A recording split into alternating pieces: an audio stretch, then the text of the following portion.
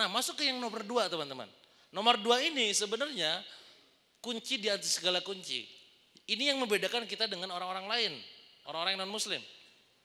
Ini tentang keimanan, ya. Maka apa yang termasuk nomor 2? Nomor 2 adalah saya katakan kuncinya adalah punya iman tebal. Apa?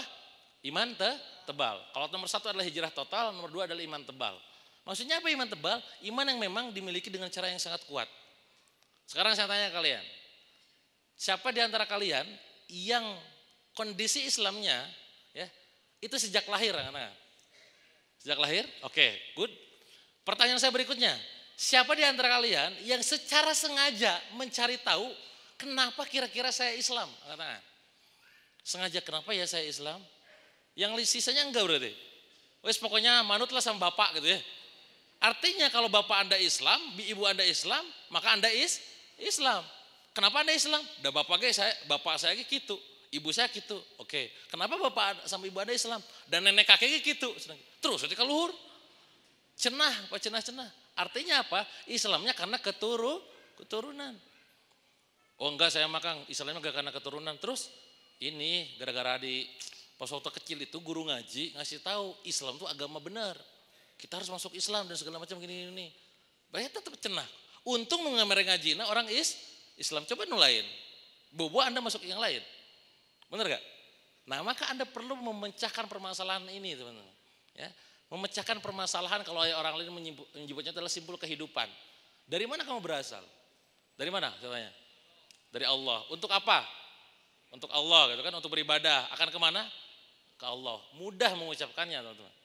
Mudah mengucapkannya. Kenyataannya tidak demikian kadang. Kenyataannya tidak demikian. Memisahkan agama dengan kehidupan. Di masjid mah ngadengikeun ustad, di luar mah beda deui. Beda deui ya apa ya bebas biarin terserah gua. Hak asasi manusia kamu jangan ganggu hak asasi saya, ya. Biarkan saya mengambil keputusan berdasarkan kemauan saya, gitu kan. Nah, kayak begitu. Nah, ini yang menjadi pertanyaan orang lain pada saat melihat pada saat saya waktu itu berhasil dalam tanda kutip ya Allah bantu ya menjelaskan hutang saya teman-teman. Jadi banyak yang nanya, Kang Dewa kok bisa sih 7,7 miliar bisa selesai 5 tahun? Ya aku mah Kang 1 miliar aja empot-empotan pusing. Kan? Oh ada lagi yang lain, jangankan 1 miliar, aneh 100 juta aja stres kata dia.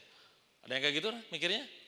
Ada yang lagi yang bilang jangan 100 juta, aneh 10 juta aja frustasi katanya. Antum mending 10 juta, aneh 1 juta doang. Bingung gak bisa tidur katanya. Perhatikan. Ada yang lagi yang ngomong, antum 10 juta, 1 juta, aneh kasbon warung malas bayar. Antum Kang 7,7 miliar bukan utang antum kenapa tanggung katanya. Kenapa katanya. Mempertanyakan why. Kalau kita bicara masalah why teman-teman, itu bicara masalah akidah. Bicara masalah akar. Bicara masalah iman. Ada yang namanya iman di sini? Bicara masalah iman. Alam taro kaifa daraballahu masalan kalimatan thayyibatin kasajaratin asluha sabil wa far'uha fis sama. Ya. Jadi kalau Anda sekarang pengen lihat hasilnya orang lain, kenapa orang lain hidupnya bisa bagus ya rezekinya gitu kan, rumahnya mewah, megah, mobilnya Al-Fatihah, bukan Al-Fatihah ya, Alphard beneran gitu kan. Mobilnya Alphard, Mercy gitu kan. Padahal kerjanya biasa aja gitu. Ada yang sering ngalamin kayak gitu mikir? Ada yang sering ngalamin? Saya punya tetangga, kawan saya di Bintaro punya tetangga. Kerjanya ustad. Kerjanya ustad artinya ngisi kajian.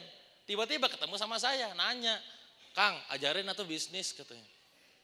Saya bilang, ayo tuh Kang ajarin bisnis Kang. Lebay saya bilang, ustad nih gak usah ngomong gitu. Loh emang kenapa? Antum tuh lihat rumah antum, gede rumah antum daripada rumah aneh. Saya bilang, itu mobilnya 3, mobil anda cuma 1 katanya. Antum lebih sukses, antum lebih hebat. Anda mah gak ngerti bisnis. Anda mah cuma gini aja kata dia.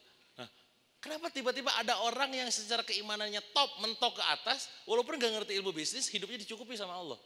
Bener gak? Aneh kan? Di saat tiap hari kita mikirin duit itu tiap hari. Gak dapat gitu. Nah karena bisa jadi imannya bermasalah teman-teman. Ya, sama kayak tadi perumpamaan dalam Al-Quran surat Ibrahim tadi. Kalau kita pengen melihat mengubah hasil buahnya, yang kita ubah bukan buahnya. Bener gak? Bukan rantingnya, bukan daun yang kita ubah apanya? Yang ada di bawahnya yang tidak terlihat. Da ayeuna barudak ayeuna coba tingali. Beberapa tahun yang lalu ketika Reza Nul Hilman, Maici, Keripik pedas, rame, omset 7 miliar sebulan. Langsung, panas kan yang lain kan? Buat lagi tuh keripik pedas yang lain, ma uneh, ma cilok, apalah, mama yang lain kan, udah kan? Berarti kalau jualan keripik, omset miliaran, tuh kan? Yang dicontek adalah hasil yang terlihat. Harus dicari tahu tuh yang di bawahnya, Pak, yang tidak terlihat. Itu pertanyaan why. Kenapa kira-kira? Oke, dia cara berpikirnya kayak begitu. Orang nanya kayak begitu ke saya, kok bisa Kang mau ngambil tanggung jawab 8M? Kenapa mau dibalikin gitu kan? Saya bilang, izin Allah, saya bilang. Qadarullah. Sekarang saya nanya ke kalian, rukun iman ada berapa? 6 ya. Nomor 1, iman terhadap apa? Kepada apa? 2, 3, 4, 5, 6. Kodo dan kodar, betul ya? Kodo dan kodar. Kodo maknanya apa? Ketetapan baik dan buruk. Artinya apapun yang terjadi sama kita ini hidup, ya selama hidup gitu ya. Kalau baik itu dari siapa? Kalau buruk? Ketetapan kan? Oke, kita iman terhadap kodo dan kodar. Tapi kenapa pada saat kita terpuruk seringkali kita menyalahkan orang lain? Atas berdasarkan itulah teman-teman, akhirnya pada saat saya ditipu 8 miliar, saya ambil tanggung jawab. Saya mengimani ini adalah bagian dari skenario Allah, aku akan ambil. Tapi kan gak salah, aku akan ambil. Salahku bukan di situ tapi di yang lain. Banyak dosa dan segala macam. Nomor 1 tadi, oke saya ambil. Terus kok bisa yakin Kang? Saya bukan yakin atas kemampuan diri saya teman-teman. Saya bukan yakin atas dasar skill saya, bukan. Saya yakin atas dasar keimanan kepada Allah. Jadi PD-nya itu bukan percaya diri. Banyak motivator bilang bahwa pada saat ikut seminar, saya pasti bisa. Betul ya? Saya pasti bisa, kita pasti bisa. Bisa naon Pak? Bisa lah pokoknya mah. Ditanya kumaha carana riut Pak. Mereka bisa menganggap diri bahwa aku tuh hebat karena kemampuan dia hebat Pak. Ini yang jadi masalah di kasus-kasus training motivasi. Ya. Harusnya pada saat ngomong kita bisa itu bukan bisa aku bisa. Bisa biizillah karena Allah. Aku punya Allah. Kun fayakun. Wah bismillah gitu kan. Aku hebat, bukan sombong aku ngomong hebat. Pada saat ngomong hebat bukan sombong karena aku iman. Iman terhadap apa? Surat At-Tin. Laqad khalaqnal insana fi ahsani. Sebaik-baiknya bentuk iman. Berapa keilmuan apapun, aku bisa beresin. Tuh. Awal-awal kita terkesan sombong Pak. Dan orang mulai nyinyir, lah sombong lu, biarin, puas lu gitu. Kan? Tapi pada saat ngomong begitu ini, ya aku ingin buktikan bahwa aku tuh orang hebat, aku tuh orang luar biasa. Dari sekian berjuta-juta minimal 500.000 sel sperma, gitu kan. Kita menang Pak, 1. Nah pas udah lahir merasa citra diri jadi buruk. Aku mah gaptek Kang. Akang tahu enggak? Kue di kue lebaran ya, warnanya merah. Kalengna warnanya merah. Ngumpul, bapaan. Kue naon tah kira-kira? Ngumpul tuh kan. Nah pas dibuka kaleng itu bukan kue itu isinya Kang. Rengginang Kang. Barubuk deh. Kan? Nah itu teh saya Kang. Aku mah rengginang di kaleng kongguan bubuk. Aku mah bukan siapa-siapa gitu kan. Dari situ aja udah masalah Pak. Masalah Anda adalah menganggap diri Anda rendah. Padahal Anda tuh luar biasa, ciptaan Allah tuh luar biasa gitu loh. Nah pada waktu itu saya bilang, bukan percaya diri saya bilang, tapi percaya dia, percaya Allah bakal ngasih semuanya. Ya, dengan saya mengimani skenario Allah ini. Oke, bismillah, aku merasa kita beriman betul? Kita menganggap diri kita beriman. Maka kita pun harus beriman terhadap surat Al-Ankabut ayat 2.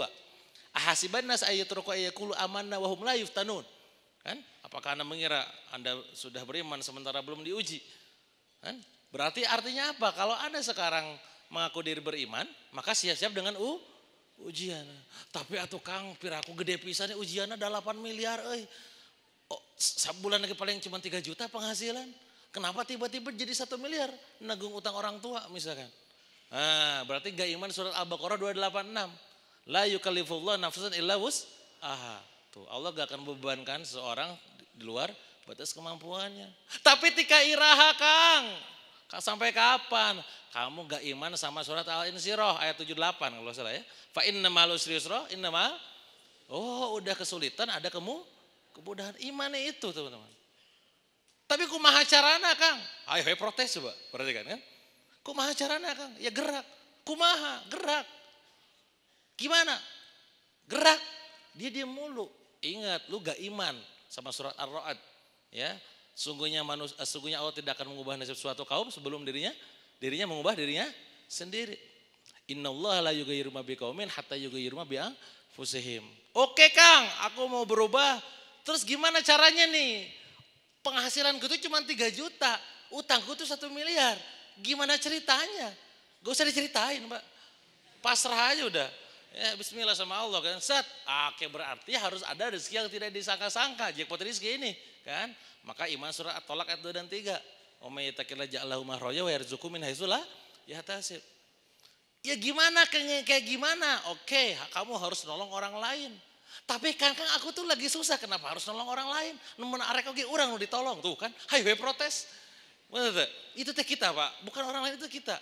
Oke, berarti kamu harus nolong orang lain. Kenapa? Surat Ar-Rahman ayat 60. Hal jazaul ihsan ilal ihsan. Bahwa ketika kita nolong orang lain sebenarnya itu nolong diri kita sendiri. Tidak kebaikan kecuali dibalas dengan kebaikan. Tapi kan itu bukan salah saya mah ditipu. Itu utang orang tua saya. Kenapa saya harus nanggung? Berarti enggak iman surat Al-Isra tadi dibaca juga sama Imam. In ahsantum li anfusikum wa in asatum fala.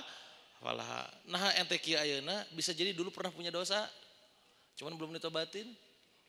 Astagfirullahaladzim. Nah kita tuh seringkali banyak tapikan teman-teman. Tapikan. Geus iman nih selesai. Iman udah cukup. Kang coba bayangkan Kang Akang dari tadi ngomongin hayo pengusaha. Ayeuna gaji saya tuh udah 8 juta Kang setiap bulan. Kalau saya resign nanti gimana coba 8 juta tuh kan. Nganggap rezeki sama dengan gaji sama dengan rezeki. Anda gak iman intinya itu selesai udah. Itu doang udah. Tong gitu atuh Kang. Geus teu beja teh. Kumaha sih? Paham maksud saya? Itu bicara masalah mental bicara masalah iman bicara masalah akidah gitu. Sudahlah, ya.